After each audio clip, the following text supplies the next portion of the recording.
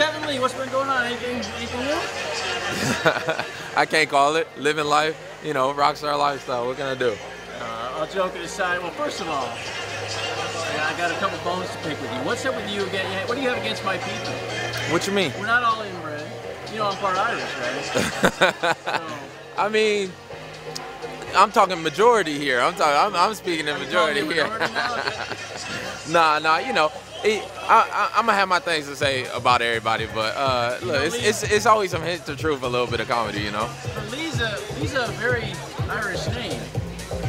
It's Irish? It's Irish. There's Asians, but there's a lot of Irish people named Lee. Yeah, I mean, there's a lot of people named Lee, and in general, it's a great name to have. You might have some Irish blood in you, man. Yeah, nah, it's 0%. I already did the ancestry DNA. It's a little bit of Great Britain, actually, but that was about it. So. All right, well, let's talk about this fight, man. First of all, congratulations. Incredible performance for you. How does it feel coming off, you know, a disappointing loss, your first title shot? How does it feel looking this good in the fight? You know, I just want to go out there and just show everything that I can do. You know, I tried to show, especially Atlantic City, the UFC hadn't been there in a long time. You know, there's been great boxers. Floyd Mayweather fought there. You know, that's his fight with Arturo Gatti, I think.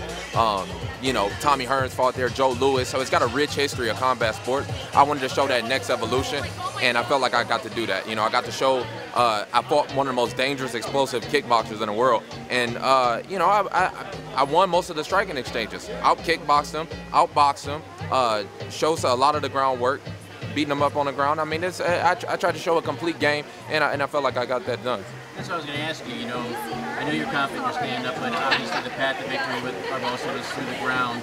Were you surprised that you know, except for a couple seconds, we'll talk about in a few minutes, that you were able to hang with him and even, you know, actually get the better of him? I'm never surprised. You know, I'm one of the most well-rounded guys in this division, and guys don't know what I'm going to do. They don't know what I'm going to hit them with.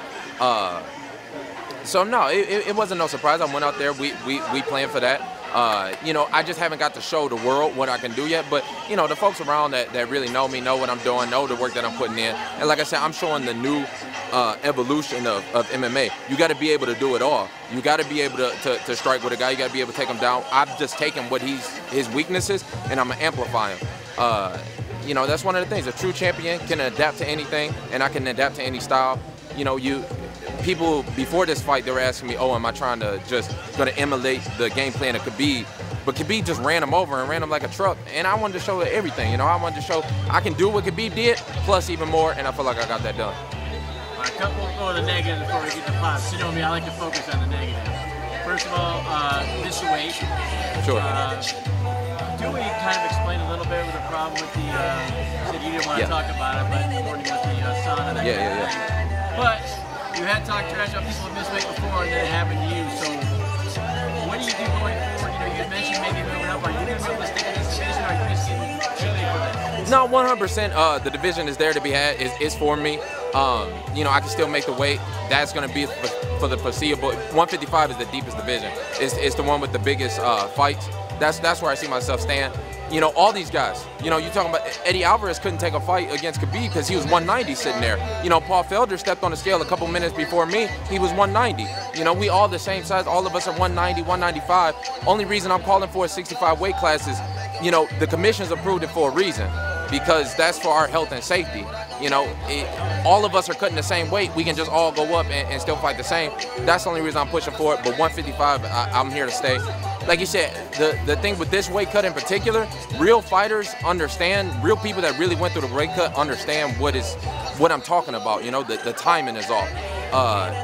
You know, people talk about, oh yeah, 6 weeks and all this, but it's like, when it gets down to the cutting time, that's the most important. And if that's tampered with, then it's nothing that I can do with these athletic commissions. There's no uniformity across these athletic commissions.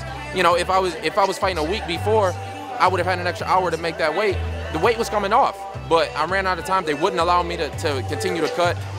You know, them folks in general, like everybody in the arena was praying on me to fall. They was all praying on me to lose. It's been that way since the beginning, and the athletic commission was a part of that. And you know. So, I mean, I got my job done. That was it. You know, people want to talk shit, but Khabib didn't even show up for a fight. I cut 6 more pounds than that man the same day, and he ended up going to the hospital for it. I got up in there and I fought through a staph infection. I cut the weight through a staph infection and I fought with it. So, you know, people want to talk heart and all this, but they don't really want to talk the facts. All right, the other thing, of course, you got caught briefly there. Yeah. So now this is interesting to me because you were probably going to be one of the top 5 all-time kids that pitched in all time. Yeah. It was nice. The difference is, you know, we had like, you know, Couture getting caught with the front kick, Mo getting the spinning back fist. The difference is, I won the fight. You won the fight. So, you know, people that don't know you, I know you a little bit. I know you have a good sense of humor about yourself. You won this fight. Are you cool with that? Are you going to roll with it? Because, hey, you can always say, yeah, that's great, that's funny, but guess who got their hand raised? There have been a lot of great moments in my career, a lot of things that people are like, you know, I'm having fun with this. I'm enjoying it as it's going. That's just another one to it. When I seen it, when I came backstage and they showed it to me, I bust out laughing. I mean, it was hilarious. But again, it's a true champ can adapt to anything. When you're fighting high level guys like that, you're gonna take those shots. And I feel like in a way, it's almost gonna be used as kind of a positive for me and my experience, because I mean, you've seen guys. I mean, Edson's hit that kick before, and dudes go stiff. You know, I stayed loose, I stayed dancing, I stayed moving, but that kept me in the fight and that kept me pushing forward. And I feel like that's important at these high levels, because right before he landed that kick, I took my eyes off of him for a split second. Did you get a little comfortable in there? For a split second, I was beating him so bad through the 2 rounds. I wanted to knock him flat. I wanted to knock him dead because he wasn't gonna quit. So I looked for the knockout a little too much. He spun. You know, I danced it off, and you know, I got the W. That's all that's important. You know, when I saw it, it was so exaggerated that I thought you were kind of clowning him, like, oh, you know, you didn't hurt. You know, so the first 2 rocks, man, I thought that you were just joking. And then I said, oh, wait, no, this dude really is hurt.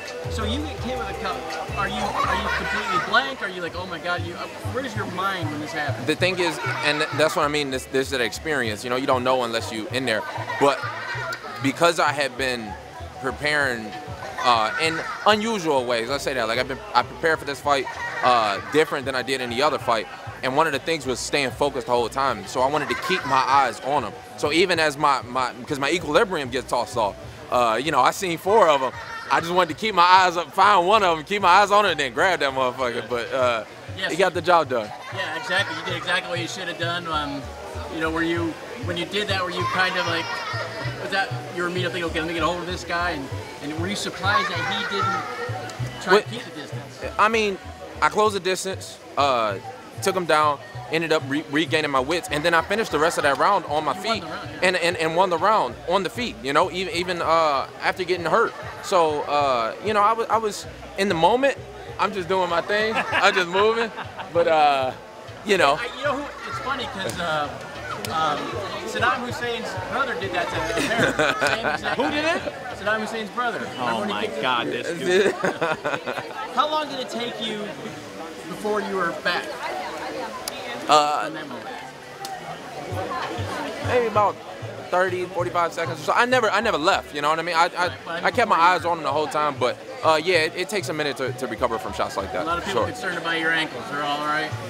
I mean, that was one of the things about preparing for this fight, was staying as healthy as I can, and that meant, you know, staying loose and staying like, no, look, I mean, I can spin on you right now. You're a shitty dancer, so I can spin on you right now, but you know, no, the body's loose, able to absorb the shock. The legs are the shock absorbers. You know, I felt healthy, strong, and everything going into that fight, and I feel like that's just gonna boost me up even bigger now. Is this your best performance ever? Maybe to the fans, because there's a lot more eyeballs on this fight, and just because of how dangerous Barboza is, and people really know how dangerous Barboza is. But I've had some great ones. I thought the fight when I fought the Russian kid Magomed Mustafayev over in Ireland, I mean, that kid's gonna come back. He's gonna start some guys. I mean, he's one of the toughest guys that I've faced so far. So I think it was a lot of good moments in a career that's barely just getting started. So we have a lot of talk about who you fight next. Of course, Khabib being the top guy, but a lot depends on Conor, that kind of thing. Yeah.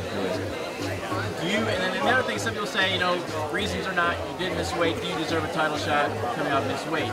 So is that who you expect next? And do you deserve a fight based on that? I mean, for folks to use that and say that it's unwarranted. You know, you got Yoel Romero, who a month ago missed weight for a title fight, and for an interim title fight, and still is getting another one. So there needs to be some type of precedent set, and I think that's already been there. You know, I lost out on 75. You know, the bonuses and all that going into it for the 1 pound. You know, that's enough. Barboza accepted the fight. His manager was sitting there with me while I was cutting weight, understanding what I was doing. So it was a fair contest, and I beat him worse than Khabib did. So I think I pose a lot more questions to Khabib than any one of these other dudes in the division. If they want to waste their time and go ahead and stall this division for another year or whatever on a bum fight, they can. But I understand that Conor is the money fight, but in a true sporting sense, it's me and Khabib next. So is it him or bust for you, or? We'll see. We're gonna see how this whole thing shake out. I see there's a little. Happen, you want to go back to Tony? You don't want there's a little. He's out for a long Tony's out for a while. He's out for like a year or so, which again, feel bad for the guy. You know, he'll probably never be the same. I think I fought the best Tony Ferguson that there was. Back, speaking of which, is that something you want to do to? Oh yeah. I gotta get that one back. You know, I got definitely. I mean, our first fight was a classic. I think it'll get even bigger as both our careers go on, and people really start paying attention to that one. But the next one's gonna really be a war. But we gonna see. You know, there's a little fat man from Philly. You know, the little meatball fella. So I might toss him around in there. If they want me to take some years off some folks' lives, I will before I get that shot. But Khabib is the one that's really interesting. I'm surprised you didn't take more damage in this fight. I don't see much going on. No, I'm smooth. I was on the plane and back over to LA, did a bunch of media, you know, making some moves. Offended, and man, why you ducked me for Joe Rogan? That's kind of offensive. I gotta do what I gotta do. Good reviews on that, man. You're gaining new fans. Ain't this a bitch? People can't decide if they like you or hate you or a little of both. I know. It's but you know, the deeper that people see me and kind of start to peel back the onions a little bit more, they start to understand a little bit better. You know, when you get the little snippets here and there, the first 10 seconds, 15 seconds or whatever in the beginning, but you know, as it goes on, I don't give a fuck anyway. I just be me, so that's all I'm gonna do anyway. All right, we'll finish up with this. So we're at Fight Night.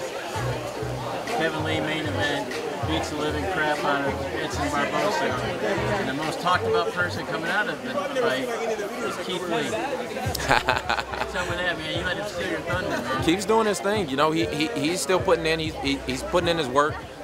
He would have been here today if he's been in the gym. He's doing what he needs to do at the stage of his career to be where he's gonna be. And within the next year, I'm telling you, the kid's got a lot of talent, and he's a lot more. He's even more physically gifted than me. You know, he's part of that next generation that's pushing me forward, and I'm learning from guys like him. So you know, with the experience and with the actual cage time, he gonna be. I'm telling him, just wait on it. That boy won't be monster. What about the dance though? Oh yeah. I mean, you know, all he gotta do is say. I had no idea. So what happened? How do you go back and find out what went on behind you? I had no idea until maybe later on that night somebody showed me, because it went kind of viral, you know, UFC repost, all that. That's my man, so if they want to know. I was watching him go up. He sounds exactly like you. You cannot tell the difference. Really? You think so? I mean, yeah, you know, it's just how it is, right? All right. So anyway, how much? He ain't as pretty though, so you know, you can't get into it. You know. How long do you take a break and before you get back to work, and how long before we see you back in the octagon? I've already been back to work. You know, I was I barely done slept since the fight. I'm working constantly. I'll be back in the gym maybe 2-3 weeks. Get me? We're gonna see how this whole thing shake out. A lot of moves to make, a lot of traveling to do, and a lot of babies to kiss. So then all the people that were saying Kevin Lee, who's this guy? You know, whenever we did interviews, right? Sure. Now, how do you feel as you grow in popularity here? I say who? What? Yeah. What? Who? What? All right, yeah, appreciate it, buddy. Appreciate you. Good luck.